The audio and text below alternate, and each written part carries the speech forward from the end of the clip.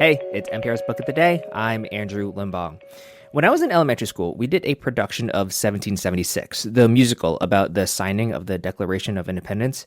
And I remember overhearing the grown-ups talking about what to do about the song Molasses to Rum, which features Edward Rutledge singing in defense of slavery. As the lyrics go, shall we dance to the sound of a profitable pound in molasses and rum and slaves? The song got cut out of our particular production. And I gotta be honest, I kind of get it. Maybe they didn't want the poor 10-year-old kid playing Edward Rutledge singing a song about how good slavery is, no matter the irony or context or whatever. But I was thinking about our education system's relationship to slavery when listening to today's interview. It's between here and now Celeste Headlee and political commentator Michael Harriot, whose book is called Black AF History, the Un-Whitewashed Story of America. And in this conversation, Harriet makes a point that the Black history that was eventually taught in schools was specifically framed in such a way that it fit in with our preconceived notions of America and its ideals. That's after the break. This message comes from Apple. Apple Gift Card is a practical gift that unlocks a world of entertainment and fun. You can send it via email or give a physical card to your loved ones, friends, or family. They can use Apple Gift Card to buy Apple products, accessories, apps, and games. But they can also use the funds to pay for music, movies, TV shows, and more. Visit apple.com for details and to send Apple Gift Cards to your friends and family this holiday season. So much of what you include in your book is going to be eye-opening to people. Why do you think the history that we learn is so far off from the history that happened? Why is it so different? And I know that some of that was intentional, but do you think that explains all of it? No, I think one of the things that we don't talk about enough is how relatively new Black studies or the idea of Black history is. The Black studies movement really started in the late 70s, early 80s. And so the people who taught social studies when I was growing up did not learn any Black history, right? And the people who taught them didn't learn any Black history. And so the Black history that was eventually included in social studies or American history was put in and inserted so that it would not conflict with all of the other stuff that they had been learning. You can't insert the fact that, George Washington enslaved dozens of people and Thomas Jefferson never freed a slave and enslaved hundreds of people. If you had been teaching for generations that he is the father of democracy and the architect of our American-style freedom, right? The two just don't comport. So they just put in the stuff that was Black, but that reaffirmed the lessons that they were already teaching. So there are so many different people in your book that I had never heard of before. We obviously don't have time to go into all of them, but I wanted to touch on just a couple. And we have to talk about Esteban, because how there has not been a whole series of movies, how we've had a whole series of Indiana Jones movies and not a whole series of Esteban movies, I don't know. As you point out, this is a guy who explored more of North America than Lewis and Clark. He did it before the Jamestown settlers arrived. And you say the elders of the Pueblo Indians in New Mexico described their first encounter with European colonizers by saying, the first white man our people saw was a Black man. Can you tell us how Esteban ended up being what the first colonizer, European colonizer, that many people in North America saw? Well, so Esteban came on a colonizing trip with Spanish conquistadors, and they were essentially rejected by the Appalachian Indians. They were kind of Appalachian Native Americans. And so Esteban was one of the 5 survivors of that mission. And he traveled from South Carolina to Florida to all the way through what we call New Mexico, eventually down to Mexico City, and then was chosen by the Spanish king to lead an expedition over the Sierra Madre Mountains. So it is very conceivable that Esteban the Moor saw more of America than anyone in history before him on this continent. But it is an interesting story that is fascinating when you put it in the context of the belief, even now, that the first Black people to arrive in America came in 1619. So here, another person that a lot of people have never heard of and really should is the King of Mali. And the reason why people probably should have heard of them is because he was and still is considered to be the wealthiest human being in all of human history. Can you tell us a little bit about Musa the First? Yes, commonly known as Mansa Musa, he was a person who was in Africa, who was an African chieftain, or what we would call a king. Sometimes we refer to tribes.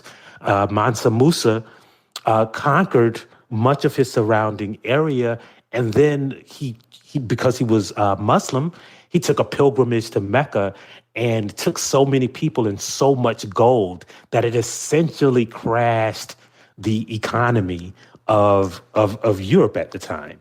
And just so people know that he isn't a total monster, he took pity on everyone and fixed what he'd ruined.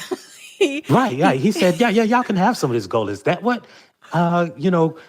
gave y'all so much consternation? And so he just gave some gold away and loaned out gold to the economies, but never collected on it. Yeah, just absolutely incredible. You make the point, coming back to American history, you make the point very convincingly in this book, I think. And I'm going to quote you here. You say, slavery was an American idea, not a product of the time. No law was passed in England that legalized slavery. France's Code Noir was similar, but it would come 2 decades after Virginia's Declaration. From its inception, America was always a pyramid scheme where the wealthy benefited from the labor of the poor. Why was this point that slavery was uniquely and inherently American? Why was this so important? Because I think we call it slavery, which kind of flattens it out and equates it with, all kinds of slavery, from indentured servitude to forced marriage to prisoners of war. All of that can be, simplified by just calling it slavery. But what America did was create a systemic system that was embedded in the Constitution, that was intergenerational, inheritable. It was constitutionally enforced. It was supported by the government. And most of all, it was race-based. And that was, all of those factors combined was unique to America. There were some places where, if you take ancient Roman history, right? Those people were still considered humans, and they were governed by human laws, not considered chattel. There were paths to freedom in Africa and other civilizations, but America offered no path to freedom, and it was embedded into the structure of the building of this nation. And which you, again, make the point was a uniquely American idea. And you reinforce not just this, but many other ideas in the book with these little quizzes you have at the end of each chapter. Not just that, but you make a lot of jokes. The footnotes especially are filled with some pretty funny, sarcastic remarks. Why was that crucial? I mean, because it really seemed to be crucial that you have some levity in this book. Why? Well, I think that, first of all, this history of Africans in America is brutal when told straightforward. And what I wanted to do is, not make it so traumatic to read. And I wanted to also use this book to relate to people who wouldn't necessarily normally read a history book in the ways that we communicate with each other. So, in Black America, we could be at a funeral that is incredibly sad, but we'll still make jokes in the back of the church, right? And it's a way of dealing with trauma and a way of making the book more accessible. I didn't just want it to be a book of scholarship that people who were interested in the minutia of history could read. I want it to be a book an exercise in storytelling and an examination of America's past, and for everyone to enjoy it. So, what do you hope people take away from this? I think that one of the things that I wanted people to know about history and American history specifically is that the story of Africans in America, when you think about where they came from, why they were brought here, how they arrived with nothing, not a language, not family. They were brought here with the explicit purposes to extract their labor and their intellectual property, and then for them to die.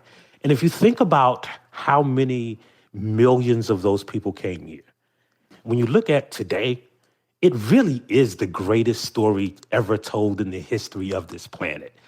And if you want to tell the story of America, if you included that, you wouldn't have to mythologize. You wouldn't have to whitewash it, right? And I wanted people to realize that what we built, the institutions, the communities, the culture, the music, the art, the families, that is a great story. And it is a triumph of not just Black people, but what people can build as a community.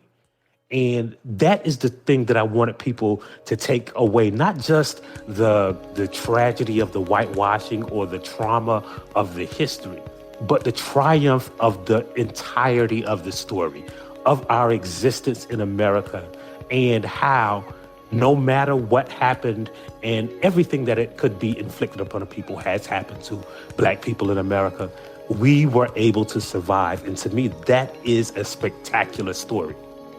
That's author and political columnist Michael Harriot speaking with Celeste Headlee about his new book, Black AF History.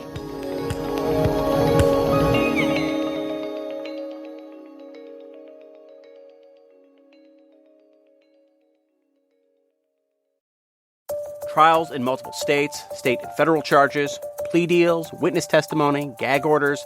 The trials of former President Trump are really hard to keep straight. And that's why we created Trump's Trials, a weekly podcast where we break down the biggest news from each of his legal cases and what it all means for democracy in about 15 minutes. I'm Scott Detrow. Listen to Trump's Trials from NPR. Support for NPR and the following message come from Heifer International. This year, shop Heifer's gift catalog to send gifts like chickens, goats, and sheep to struggling families, helping them create sustainable futures. Unwrap the magic at heifer.org/NPR. This message comes from NPR sponsor Mint Mobile. From the gas pump to the grocery store, inflation is everywhere. So Mint Mobile is offering premium wireless starting at just $15 a month. To get your new phone plan for just $15, go to mintmobile.com/switch.